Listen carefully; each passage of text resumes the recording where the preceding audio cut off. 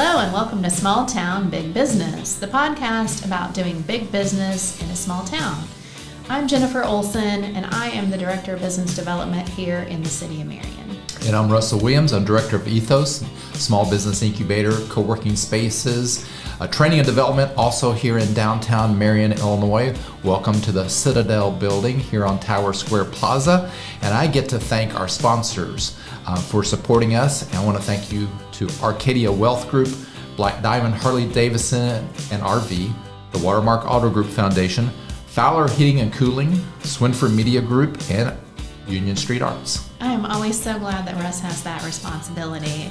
And sometimes I remember them all. So I just want to invite people who may have just stumbled onto this one particular episode of Small Town Big Business, that you can find us on all of your favorite podcast apps. You name it, we're there. And if you want to see all of our lovely faces plus Russ, just kidding, Russ. But if you want to see us and match the voice to the face, we're also on YouTube. So check us out there, follow us, and don't forget to subscribe so you don't miss a single episode. We have some very special guests today that joined us up here. Do you want to introduce them? Sure, I'm super excited today. We have Aviance and Domineak Miller, which are two of the authors of a wonderful new book called A Well-Dressed Woman. And so you may be saying, well, I thought you were a podcast about business. And let me tell you, getting a book published and doing the promotion is serious business. So with that, I'll just let our guest today tell us a little bit about how the book came to be, and we'll just take it from there. Oh, well, thank you for having us. So this book was brought about through prayer. I've written two other books before, and on my third finale going out, I didn't want to do another solo project. So I began to pray, and I asked God, God, if you really want me to write a third book, then, I need some other people to be up late at night with me, so I'm not by myself while my husband and children are sleeping. And so I thought of the title, A Well-Dressed Woman. And so then I began to reach out to Miss Ivy, and my mom is a part of the book, my sister's a part of the book, and then one of my other really good friends, Cassandra, she's a part of the book as well. And how do you know Avi? I know Miss Ivy. We've crossed paths through the church before, but we also work together. We work at the Veterans Administration together, and so oftentimes you can see a person but never really build a relationship, and so it was through work that we were able to kind of build that relationship together. Yeah. And what was it like to get a call saying, hey, come help me? Well, the funny thing is, and we talk about this all the time, is the funny thing that when she brought the idea to me, I was like, oh, okay, nothing about it, all right, whatever. But then when she told me what the title or what she wanted me to talk about, I was like, oh, okay. And as you read the book, and if you know my history, my background, I lost my daughter, it's been 11 years ago. And so when she told me to write about that, interesting fact is that, we're both spiritual led. And so, God had already spoke to my heart about me writing a book, but this was only going to be a prelude. So the funny thing is, when she told me about it and told me what my title was going to be, I was like, okay. I did not write a thing until 2 days before the deadline, which was in March. She asked me in late October, November. I didn't write a thing until 2 days before the deadline, which was in March. So interestingly, God helped me, write it and be successful in writing it and whatnot. But she always gives me challenges. We have, like she said, we work together, but we've also done Toastmasters. She started before I did. And I was like, no, I'm not missing work. I don't want to go. No. And then I started to go, and then things just kind of rolled out, and I ended up being vice president for a year of the Toastmaster chapter here in Marion. And that gave me a lot of insight, on public speaking and things. And I still have the and all those things like that. But, sure. It does definitely help you, and you learn about other people, other organizations, and just getting your feet wet in different things like that. So, but she's a good person to deal with. And we've developed definitely a friendship through work, and then outside we do a lot of community events and things like that together. Yeah. So I'm definitely honored that she You said work relationship, but church relationship too? Absolutely. Let's mention the church since you mentioned Yes. Veterans Administration. So I attend Refuge Temple Church of God in Christ here in Marion. Pastor Larry Lee Sr. is my pastor. He's Woo-hoo. awesome. Yes, Yeah. he is an awesome guy, and I've been there. This August will be 18 years that I've been there.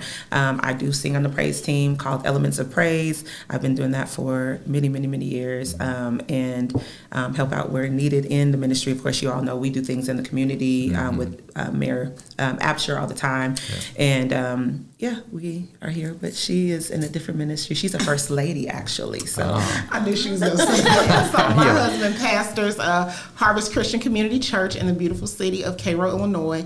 This August, we will be there 5 years. Before that, we were at Southern Illinois Worship Center, right over in Heron, now called the Purpose Church.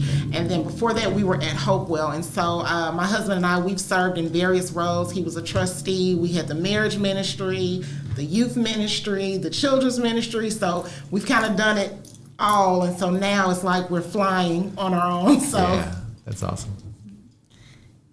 Do you want to take a couple minutes to kind of walk us through who the other authors are? Just sure. like what's their background and how did they come into the project? So I'll start with Cassandra McGee. She is a military wife, a mom of 3 boys. Her husband is also in ministry.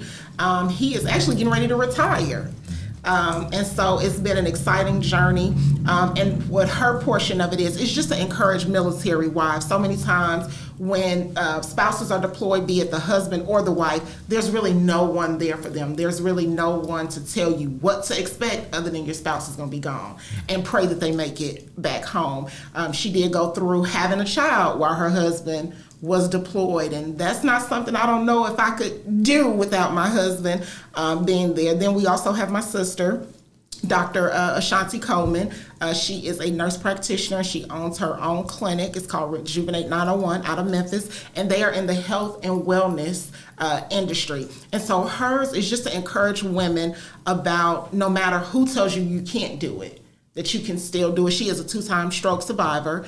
She had 2 strokes within the age of 40.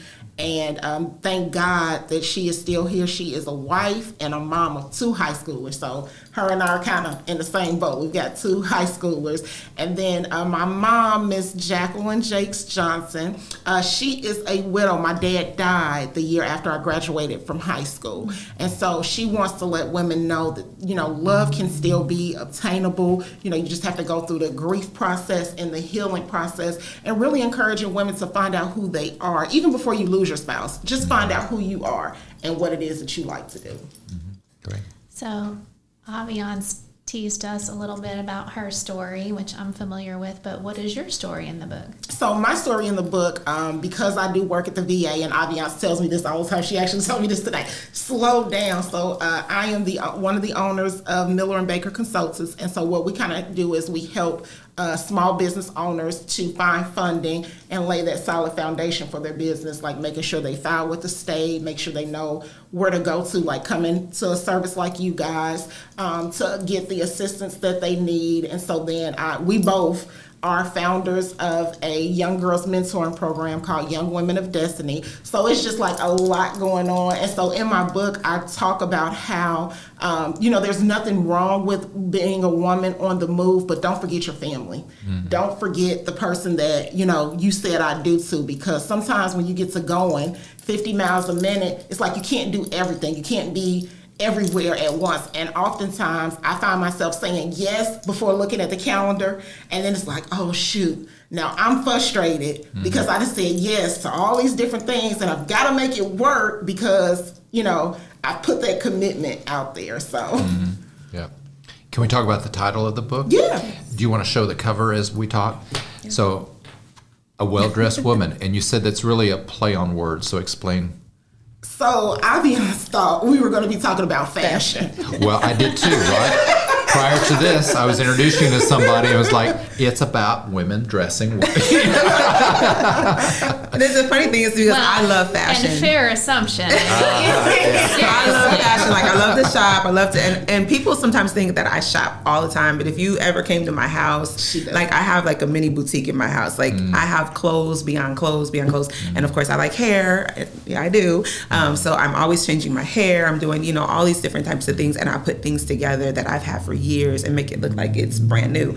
So, but when she told me, I was like, oh, that's right up my alley. I got that, But then to the flip, I'm like, oh, okay, we're talking about how you can look good on the outside. And it doesn't, and we said this on the radio a couple weeks ago, how you can exploit looking good. Like, you look nice today, Thank you. But internally you can be damaged, or you can be, depressed, or you're dealing with some things, and we make the outside look good. Sometimes we don't want people to come into our inward. So, the outer appearance is what people first will see before they gauge anything that's going on in the inside. Yeah. So the book is targeting that, it doesn't matter what you're going through, even though you're dressed up on the outside, you need to make sure that you're working on your person on the inside. And where does that come from? What inspired you? What inspired me to entitle it A Well-Dressed Woman? In society today, everybody's about the flash.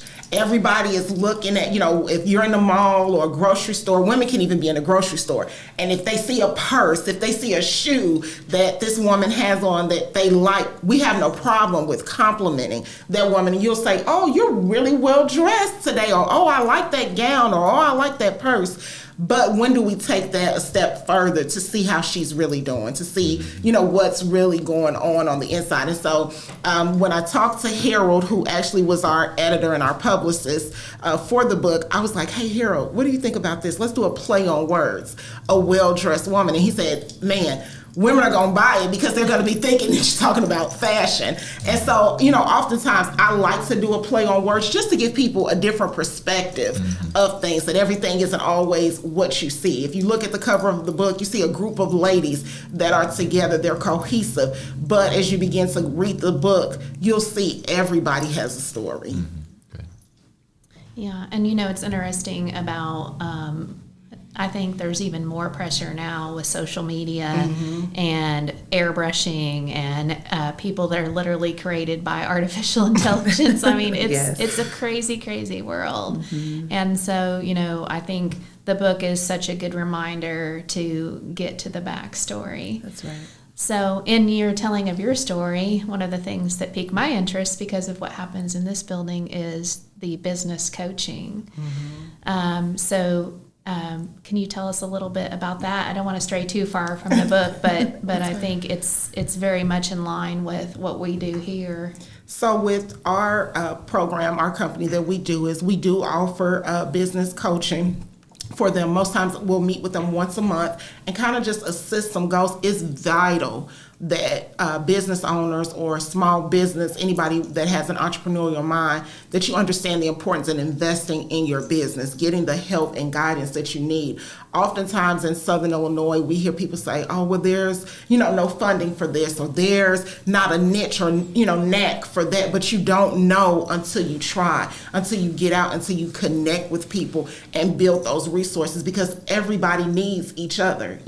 I've looked at, for instance, Granny Puckett's, that's like my favorite bakery. Brand new business here on Tower Square. A brand new business that started out in Heron. Just only was a drive-through. But because they stayed committed to the course, now that they're over here, just even coming in, it's no place to park because everybody's hustling, bustling, going to Granny Puckett's. Whether it's for the smell, cupcakes, cinnamon rolls, they stuck with it. And that's the thing that I always try to tell my clients, is to stick with it.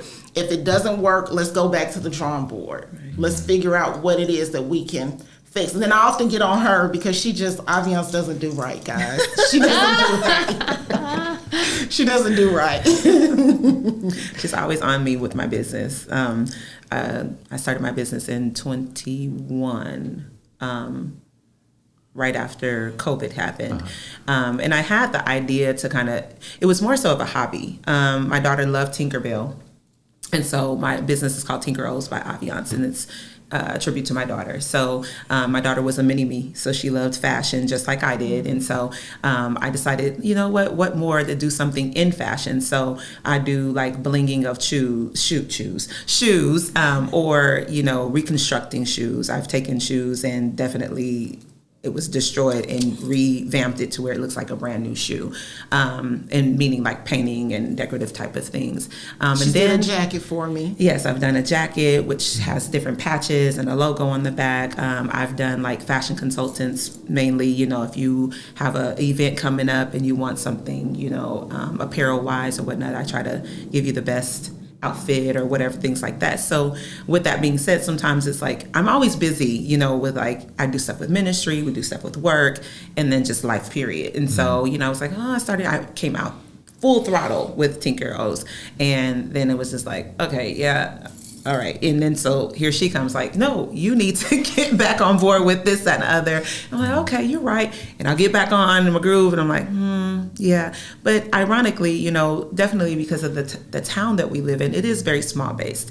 And so word of mouth is really what you have to kind of linger and fall back on sometimes, instead of, you know, the social media pushes and things. Some people see it, but it's more so the word of mouth around being around here.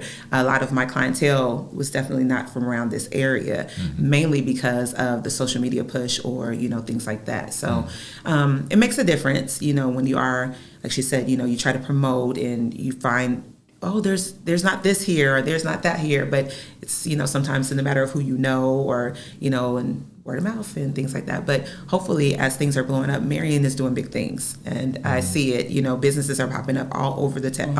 I'm like, I drove by Popeyes, I think last night. I was like, I knew we were getting an Olive Garden, but I did not, you know, I thought it was like a hoax. So when I drove, I'm like, that is one of my favorite restaurants. So I was like, yeah. So, you know, but you just see every now and then you see things popping up. So Marion is definitely growing. So with that being said, when you do have a small business, it does give you a little bit of hope that it's a possibility they can get out there. I just need to kind of break down and really put it out there some more. So I love what I do. It's fun. It's relaxing. It's therapeutic. So if I'm having a stressful day, you know, people look like, oh my God, that's so tedious to put little stones on a shoe, like little tiny stones. I have to wear like magnifying glasses when I do it, but, you know, but it's therapeutic. I have my music on and do that. I just zone out. So, you know. She doesn't do right. Well, I kind of mentioned the pressure that can sometimes happen from social media, but I think that you do a great job of flipping the script and making social media positive and inspiring, and so. Yeah, because people are watching, you know, so you have to be careful, and especially if you're, you know, in ministry, or if you're in, you know, the line of work that we're in, or just even like yourselves or whatever, and just in general, even if you didn't have that type of background, you just have to be very careful of the things that you post. And everything is not acceptive. You know, everybody's like, or receptive, should I say. Everybody's like, oh, I don't know about that. You know, you might need to send that on the inbox or something like that, but not necessarily post it on your page. So you have to be very mindful of the things that you like and the things that you share. So yeah, I definitely try to watch the things that I put out there. And now our inbox is very funny. Our inbox is very funny. I will say that it is very funny that some of the videos are hilarious, but just have to be mindful, because not all humor is acceptable with everyone. So just have to be careful. You try to make sure that you're not being offensive to people. I know people feel like, well, in today's society, everybody's soft, but people have feelings, and who are we to say that your feelings don't matter? What I might find funny may not be funny to you, so you have to make sure that you have that balance. Yeah. Talk a little bit more about your business coaching before we leave that. Like, who is coming to you and what are they looking for? So currently I have a hairstylist in Carbondale that the name of her business is Sense of Beauty by Leah. And so she transitioned from one salon, and now she's getting ready to go back out to her own salon. I have a t-shirt designer out of here in Illinois that I've worked with, and actually she makes like yard signs. So they have withstood the test of time. We did a trial run. My boys play football. And so I was like, man, this would be cool to do a yard sign with my kids' last name and their number and their sport on it. And that thing took off like wildfire. I posted the picture of it, and then people were just like, oh my goodness, where did you get that from? And so then she got like super, super busy. And she's actually partnering with Walker's Bluff. So she does a lot of their designing on their mugs and things like that with Walker's Bluff. And then I have my sister. She doesn't always do right either. Isn't that the hardest coaching relationship there? With my sister it is, because for years I have been telling her, I was like, Tay, we call her Tay, and I said, just open up your own practice. Like, you know what it is that you want to do. You know what your vision is. You know how passionate you are about people's health. Like, this girl can take your labs and tell you, like, no, you don't need this medication, you need more, vitamin D, just things that sometimes people skip over because everybody's just trying to get you in, get you out. And so I had been telling her that for years, and her husband was telling her that too. And so we finally got her to do it, and she is doing very, very well. Mm-hmm. Very, very well. Good. Great. I don't want to skip over the business side of putting books out into the world. So kind of tell us, because I think there are, the people who start businesses can be serial entrepreneurs, and a lot of people would like or dream about writing a book. So where does it start? How does it go? It's work. It is work. It's work. It's not for the weak. And even though, and I'm sorry to interrupt, but just because I'm a newbie, she's good at this. But even though it took me the 2 days to write, before the deadline to write the book, and that's a whole different entity by itself. But even the after attributes, just before the book was getting ready to come out, we having these meetings. I'm missing meetings. Somebody else is missing meetings. We're trying to come together. It's a lot of work. And even if it's just yourself writing a book, to get the public side of it and putting it out there and, pushing in social media, sharing a flyer or, hey, get this, get that. It's a lot of work. Some people will see it and some people won't see it. I've had people like, when did you write a book? I'm like, you haven't been on the page. Like, I've posted like 1,000 things, but some people don't see it or they don't catch it or whatever. So it's a revolving door. You have to, you just can't say, hey, I wrote a book. Be done with it. You have to put it out there. So it is definitely, and you have to get you a good team. Thank God Harold is an amazing, even though he's a veteran, I'm not a veteran, he's a soldier. So, he's busy. He's a husband. He's, a military man, he's working, he's a father, all these different things. But even taking the time out to do what he did for us, that's a lot of work in itself. So just getting you a team that's going to be supportive and that's going to push you and that's going to work and to have a balance. I may be able to do the flyers, like I do the flyers of our stuff. She has the voice and the reason to do different things like that. And then Ashanti and, Mama Jackie and, Cassandra, they all have a different role in what we do. So having you a good team and networking of what you do makes it, a possible thing to happen. So you can pick up from there. But I just had to say that because this is my first time. So, I'm like, this is a lot of work. Like, I would say, really, they really didn't even get the crust of it. It was Harold and I up at 2:00 in the morning doing emails. So basically what I would say is, and what I try to encourage each of them to do, don't worry about how it sounds. Just write. Just write. Just get everything that you want to say on paper, because as we go through the different editing phases, you can always take out, you can always add to. And one thing I've learned that I didn't believe Harold on, even when a book is published, you always go back in your mind and be like, man, I probably should have added this, or I probably should have taken that out. And that's okay. Give yourself a deadline. Now, for us, we had what I consider to be a hard deadline. I wanted this book to come out on Mother's Day because it was something that we all identified with. I didn't want it to come out like on my birthday or something that just meant something to me. I wanted it to mean something to our audience, and I wanted it to mean something to each of the authors. So I would say start with your timeline and then kind of work backwards. Don't worry about, again, what it sounds like. If the comma isn't in the right place, all of that will be worked out. And writing a book, a lot of times people think, oh my goodness, it's so expensive to write a book. It doesn't have to be that way. My first 2 books were self-published. Harold owns his own publishing company, so I was able to use his publishing company this time. But there's a lot of information out there, and you don't have to be overwhelmed. Just take it day by day. find you a hard, because you'll go through your mind, I think I want to release this day, or I think I want to release that day. Find you a hard deadline so that way you can have a few over here on the side to play with. But just really get it done. And Fiverr is a great resource. If our book cover, I've never even met this man. He was out of Nigeria.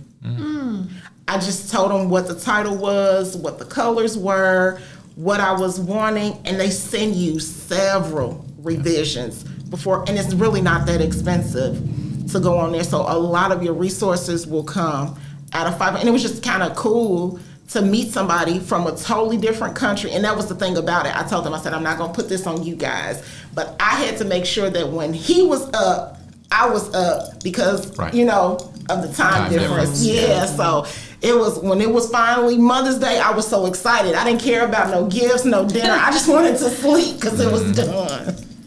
So our listeners and watchers want to know what's in this book. So can you share any of the gems or nuggets, golden nuggets, without giving away the book, right? We just want to tease people and get them to read the book.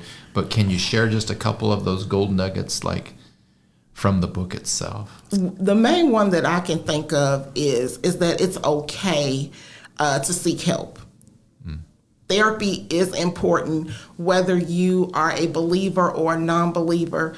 There is nothing wrong with going to seek help and obtaining that mental clarity. That is vital. And I think that's something that all of us have learned throughout the book. And it's okay to say no. Saying no does not make you a bad person. You have to set boundaries with things, people, and places. And so that would be like my main nugget that is across the board, that seeking help is like vital. Yeah. Do you have I would have said the same thing, actually.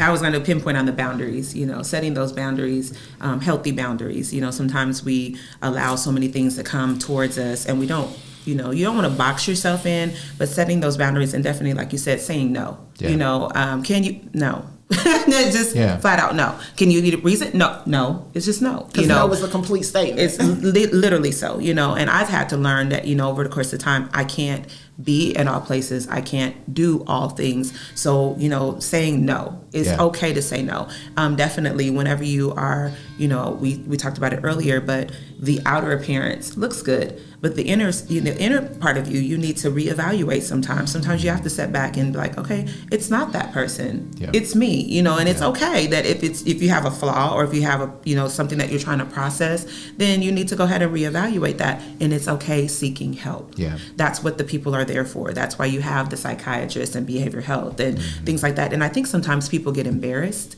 because they're like, oh, somebody's automatically gonna think I'm crazy. No, that's not the thing with you're crazy. You just need that balance and you need that help. And sometimes I've been in therapy and I've even alluded into the book that, it's okay to sit down and talk to someone and say, I need help. I don't know how to process this. And like she said, whether you're a believer or you're not a believer, help is help. And if you need it, you just need to voice that. Yeah, that's really good. I appreciate you including that in the book because that speaks to all of us, especially those of us who have problems saying no, right? That boundaries is for a lot of people is really a core issue that we have because we do a lot of good things, but we never do the great things because we filled our plate with all those good things. A lot of people may feel like they have a book inside of them, but they never pursue it because they don't have time and they don't have energy.